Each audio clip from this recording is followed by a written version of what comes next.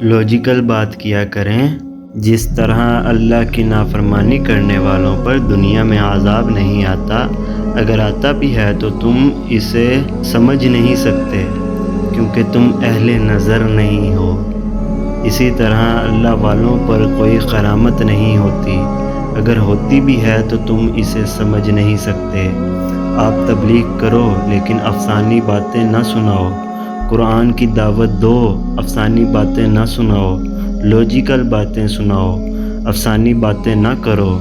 پیر خاکوانی صاحب بھی یہ بات کوڈ کرتے ہیں، لوگ افسانی باتوں سے دین حق سے متنفر ہو جاتے ہیں کیونکہ وہ معجزات پر یقین تو رکھتے ہیں لیکن اہل نظر نہ ہونے کی وجہ سے سمجھ نہیں پاتے۔ یہ کیا بات ہوئی کہ دین اسلام کو دین حق ثابت کرنے کے لیے تم لوگوں کو افسانی باتوں کا سہارا لینا پڑتا ہے؟